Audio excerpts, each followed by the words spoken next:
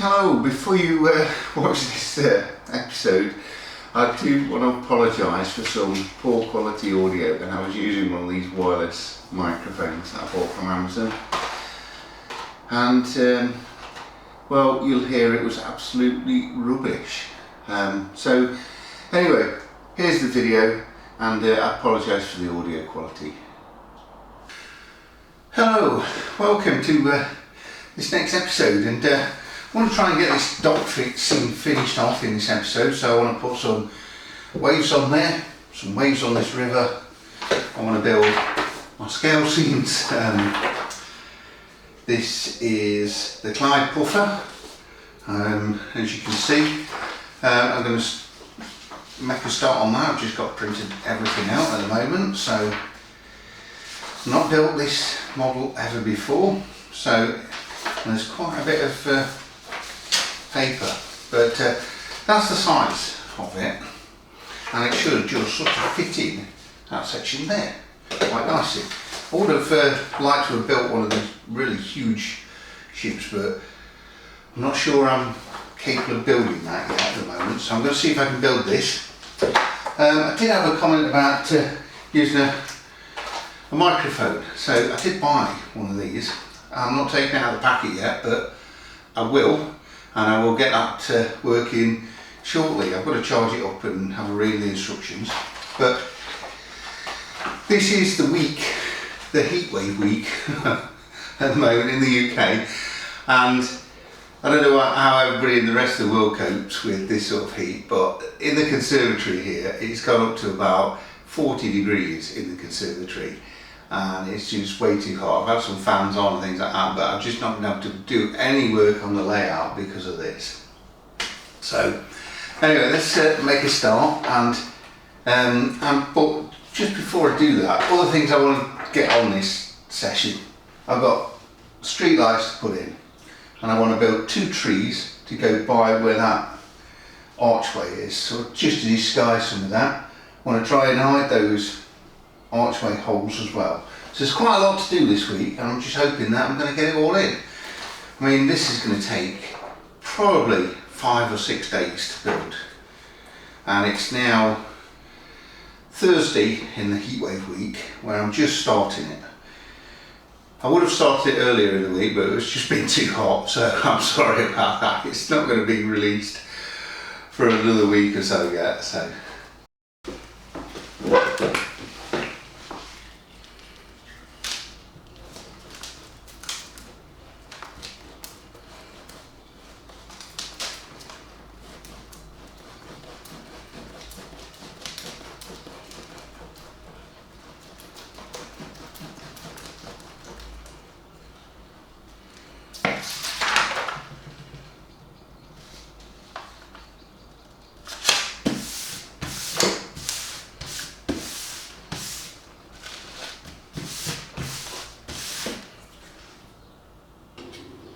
well, as you can see, I've got to a reasonable stage at the moment. There's sort of the chassis of the boat's all coming together nicely. All the glue's now dried. I've got a lot more to cut out yet, but I have been cutting out sort of all pre-build, and a good way of doing it, but only if they're sort of marked up. So you'll see on some pieces where they're not marked up, and I tend to leave them all on the sheet until I'm ready to come and get them, because sometimes it's not obvious what it is off the instructions. So if you can see what it is, it sort of shows the name. But I've got down to step 18, which is 2 out of 12 pages of instructions. So I thought I'd got a lot further now, and now looking at the instructions, I'm not. So I'm going to carry on getting this built, and we'll come back. Well, as you can see, we've progressed a little bit further, and just a good tip is when you've got lots of sort of bends, or you need to have more than sort of 10 fingers to hold this for X amount of time, stick some little pegs on there. That's what I do anyway. So I'm going to leave that aside to dry, Right, I cut this next piece out, which is that piece there, which will go on the inside of that. So, but yeah, I mean that's starting to come together as a boat. I've decided to call it Gone Fishing. Well, that's nearly finished. There's a bit of rigging to do, a couple of pulleys on there. I'm just waiting for glue to dry. I've got a winch to fit, which not quite perfect. I've knocked one of the winch pieces down, not lining up. And I've just given that a bit of a paint as well, because you normally would use a black marker pen over it all, but I've sort of put it all together and I wanted to just give it a quick paint with just black paint, and now I've got it all over my hands. But there is one or two bits still left to cut out, which are like the winch pieces and things like that, but I'm sort of quite happy on how that's looked. Just got to let it all dry. Right, I just thought I'd have a good look at this boat now. It's all finished. So, well, 99%. I've got some railings to put around the back. I haven't actually got any, so I need to order some of those. I've used actually wire for the rigging, so it just gives it a lot more stability than just sort of black thread, and I thought that looked a bit better actually. So, but yeah, I'm quite impressed with that. I'm not sure what to do with the dock, because I know at the start of the video I said I'm going to be putting all waves on this, but it's got a bit dusty. But yeah, I'm just thinking, do I now leave it, because it does look quite good, clear, but it's not that realistic, so I'm going to have a think about that. So I'm not going to get it done in this video. Now I'm just waiting for all the glue to dry on that boat. I've just put some rigging in there, and I really want to make a tree to go in this corner here. I did think about one here as well, so I'm going to see, I want it sort of about the height of the viaduct, so I'm just going to measure, and then once I've splayed them out a bit, it should be about the right height. Right, it's time really to make this tree look a bit better than just a few wires. I've got everything, all the lengths cut that I wanted. I did cut a lot more than I thought I needed, but actually I'm going to need twice as much because I want to make two trees. So, and I'm going to need, it's just some bus wire that I've got. I can't remember what gauge this was. So I've got it a little while now. So I'm going to just get some pliers and twist these together, I think.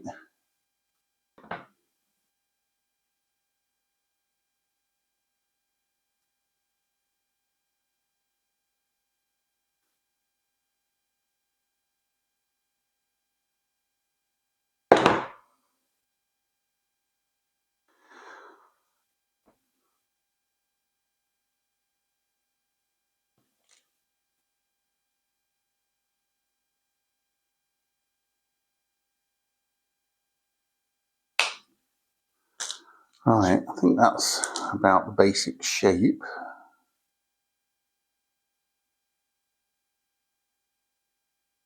I'm going to cover this in sort of air drying clay. So either that or some like filler. I used filler before and just coloured that in, you know, with some sort of black paint, give it a sort of really dark look.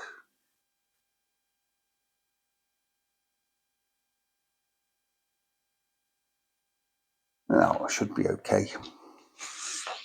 Right, I'm going to tidy up and then there's some texture over that tree.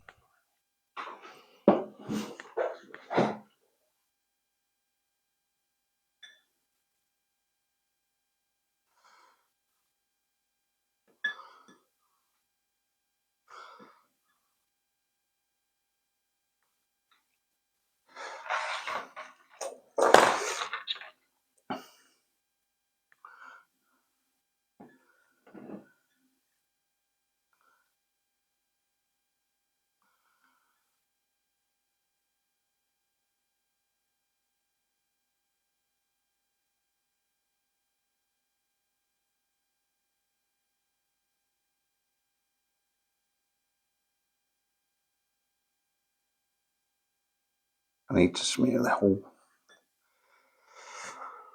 tree like this. So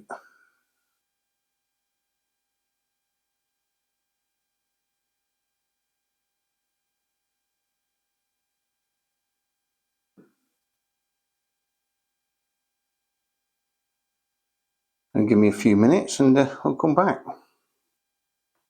Right, that's all of that covered in clay. Now I'm just got to let that dry. So I'm going to drop that into the conservatory, leave that to dry. I'm going to carry on with a second tree, I think. I've got enough clay left in there. Now I'm just going to chop some more wires.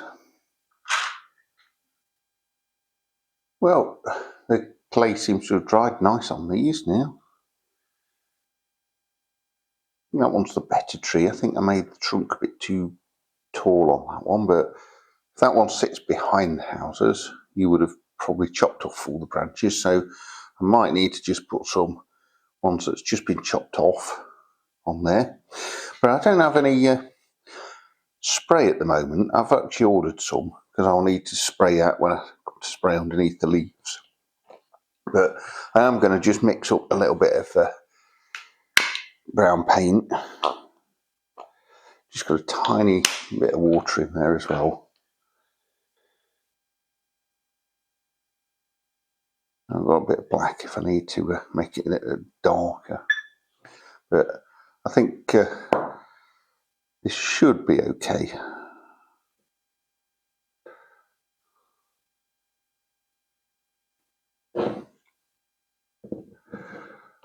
Now I'm going to see if I can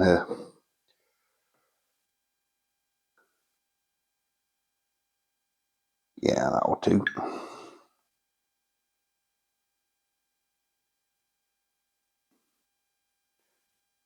And just to get a first coat on there.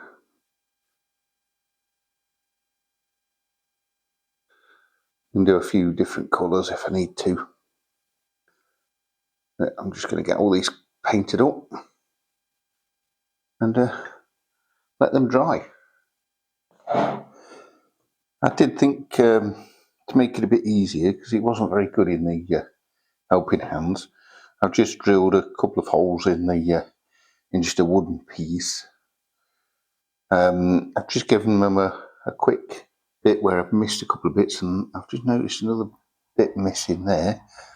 So before I start to glue up the sort of the seafoam foliage, but I've got this sort of add-on, but I will be spraying it again brown, so it's not crucial if I've missed a little piece or something like that. But I just thought it'd make it a lot easier if it was properly stood up.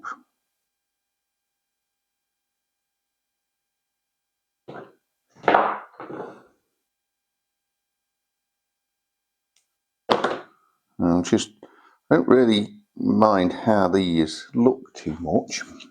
I'm not sure if this will be the right glue for me to use.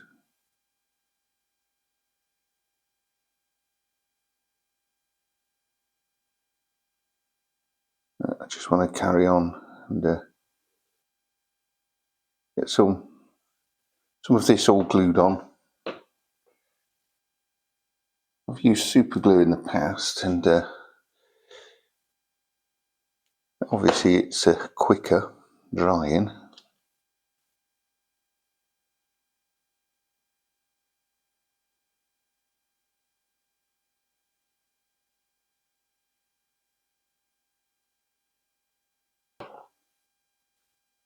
Right, I have these in a sort of a position where I can get them sprayed up. Oh, that one's moved. It's not glued in the right place, but okay. I just need to let a little bit of the glue dry. I do need to get some more brown spray, because I realised that I need to spray all the leaves and everything in brown anyway from underneath before I add all the leaf texture. But that's not looking too bad. I've got through quite a bit of this sea foam, And you know, you can always add more as well.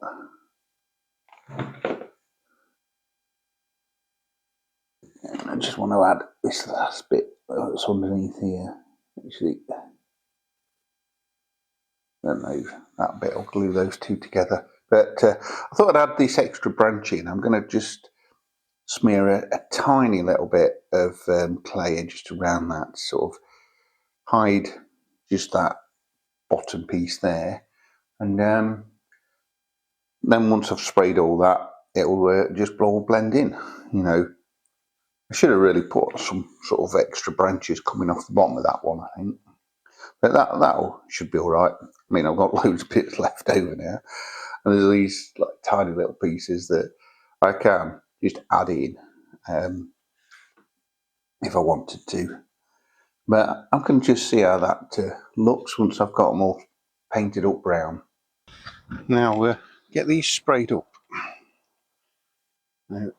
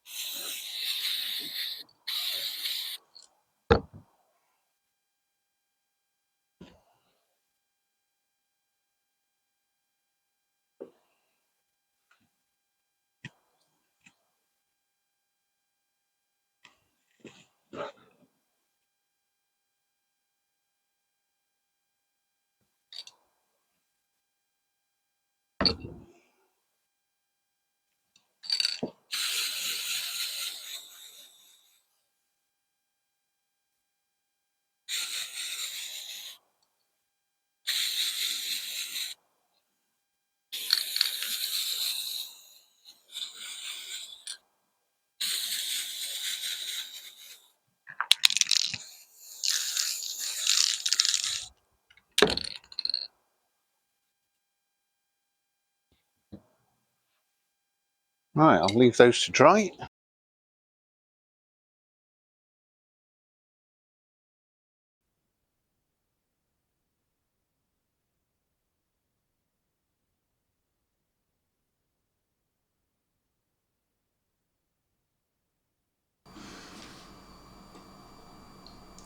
I just want to get these foliage on these trees, so I'm going to give them a spray with some hairspray.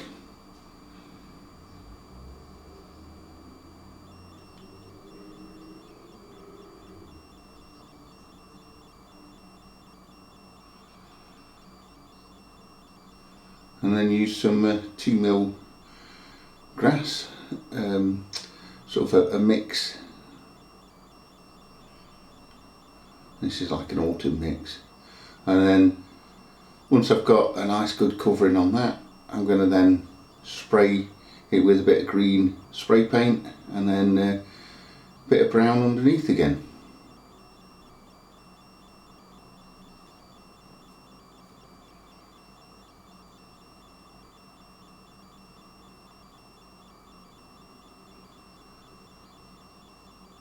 It'll take a few layers, so it's just a hairspray, bit of grass scatter, hairspray, bit of grass scatter,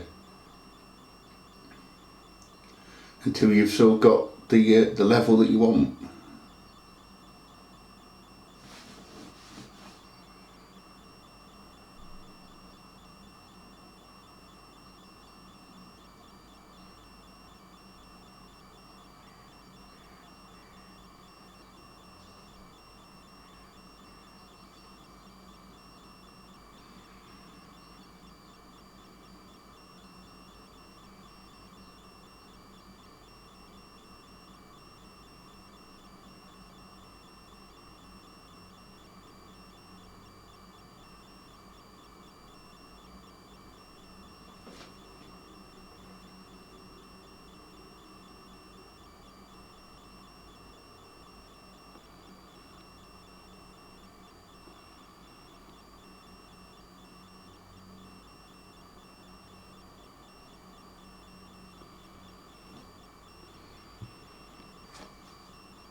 I'm just using this grey card just so I don't cover any of the grass. Yeah, I could reuse it.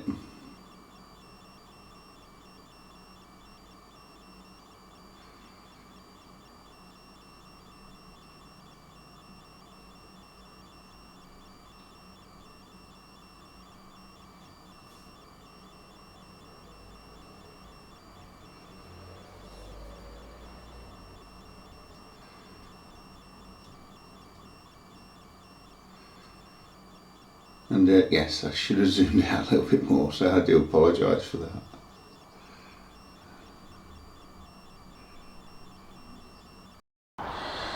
Well, I wasn't having much luck with that wireless mic then, so I think the audio might have cut off, so I'm just going to give this a little bit of just a spray.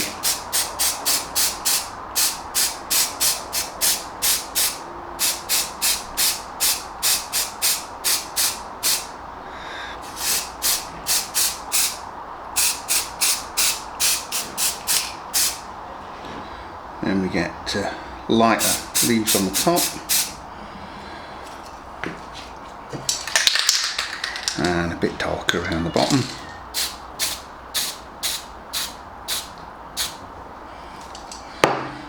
And I think that's about complete. So I'm going to do the same on the other tree and get that on the layout. Now that's sort of how I want them to look. I've just got the holes drilled, just placed them in, and I'm going to glue them in place now. I think they look okay. I should have made that one a bit taller. Now, not to worry, it's there to just sort of hide the viaduct a little bit. I know one thing that I said at the start of the video is that I want to get these streetlights in place, but I don't want to put them like too high. I know they'd normally be about probably as high as the sort of the roof line, but I think that's just going to look a bit over the top for this sort of size layout. So I'm going to drop these down, possibly so they're more like about that high off the road. So I think if I glue the base on about there, that should be about the right height for this layout. May not be absolutely perfect in real life, but that's really how I want them, about how much off that, and then it should be just above sort of the guttering line. So it may be a little bit low in real life, but I think that will work for me.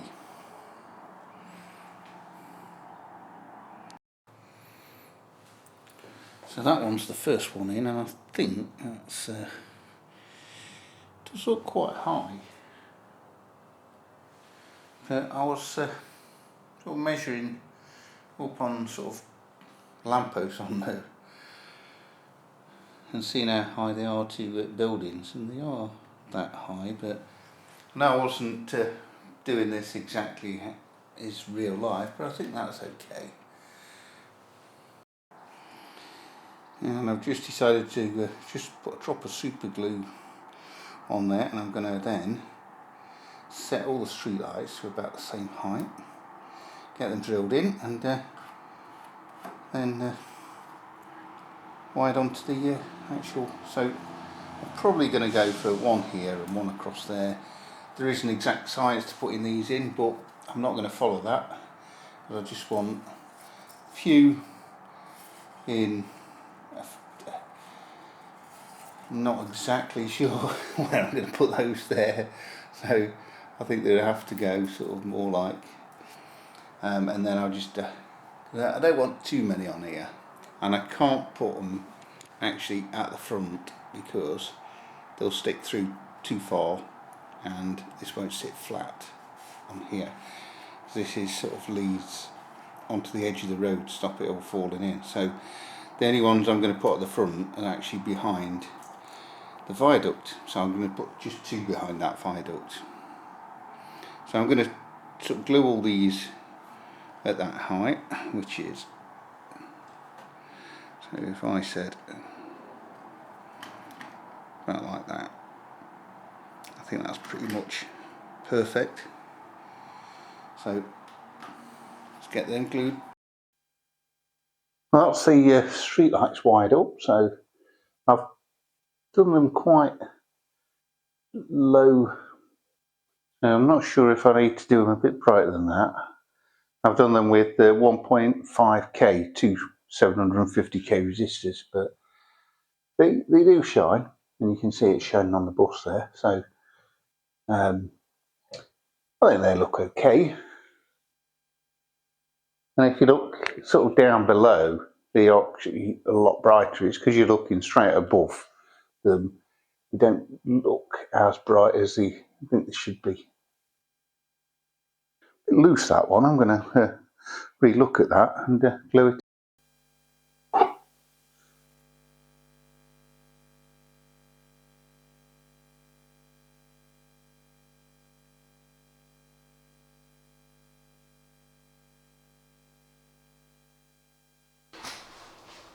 Now you do have some more purchases. I've been down to Heljan.com and I've been buying some more rolling stock, which is these motorail wagons. So let's get a couple of those out. I'm not going to do a full unboxing or anything like that. It's just a quick have a look at these, and you can see that these are a nice looking piece of rolling stock, and with kitematic couplings, sprung buffers,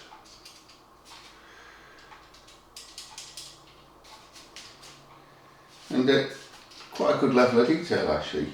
And also these are the weathered versions, so I do have 6 of these. In a typical rake you would have normally had sort of, so you see I've got 2 boxes, so you don't normally have about 5, you know, typical rake 5 or 6 it is. And I also bought a Class 47, and I know this is a bit of a love it or hate it loco, but I actually don't really seem to see why it got such bad press. It's not a perfect model, and there's lots of other models out there that are not perfect, and people don't give them such bad press. But this, to me, it looks pretty good, and it's got a good weight to it. You have a really nice level of detail. They've done all the buffer beam detail for you, so the downside to that is if you do want to use it as a loco to take some wagons around, you do have to remove some of that detailing. But if you want to leave it and have it as a static display, it is absolutely amazing to have all that fitted, because if you're like me, when you've tried to fit any of this, you get it in your tweezers, you pop it in there, and then suddenly you squeeze the tweezers slightly tighter because you're holding it, and it just pings off onto the floor somewhere. And then you've got to either try and find it or use another piece, or even just don't bother fitting it. So, but for £99, I'd say this is probably one of the best value locomotives that out there, and it looks good. I just want to make sure it runs well. Well, the good news and the bad news. I've tried running these, and they just derail all the time on the back of my layout when it's going over the points at the back. And it's a set track curve points at the back, but it doesn't look like there's got enough movement on the bogie, or it's something to do with the kitematic coupling on there. And it's had a massive derail. Pulled a load of the coupling hooks off and things like that. So, but it looks like there's just not enough movement on those bogies to go round sort of second or third radius curves. I put it on the outer loop, which is all third radius, and they still didn't want to go round. Goes round with one on the loco, and that's it. So I can't run these. So I've got a set of 6 of these, and I don't know how I'm going to get these to run. They look nice, and they weigh quite a lot, and they're very nicely detailed, but they don't run on the layout. They'll run on this, all this here, because this is all streamlined, and I'm not sure what the radius of these are, but they're all really a 4th or a 5th sort of radius, and they're perfect over that. It's just when you get round the slightly tighter set track points that I put at the back, it doesn't like them. So I bought these for this layout, and I can't run them. I'm not really sure what to do. I don't really want to send them back because they are quite a nice Oco, so I might just see what I can do to get these to work a bit better. There's a couple of like detailing parts that's stopping the bogies from moving around, and is it just the kitomatic coupling that's just too tight? I'm going to have to test them on some test track. But the good news is the Class 47 is an amazing runner.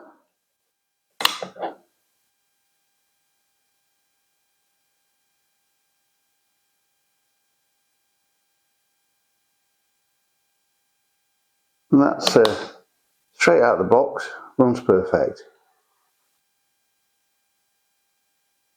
So I'm going to give that a bit of a run in, and I'll probably just do a few shots of that running around the layout.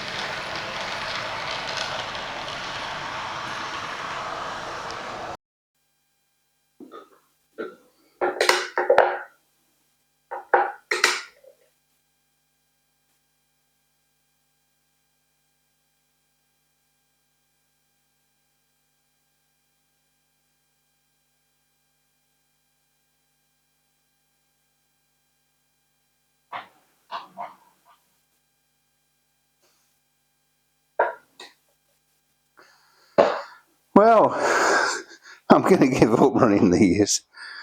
I'm just running one, and it's just decided to uncouple itself. I'm still getting a derailer around the back. So I don't know what to do. These are the only rolling stock that's derailing on this layout. You can see we've got the streetlights in there. They're working quite nicely.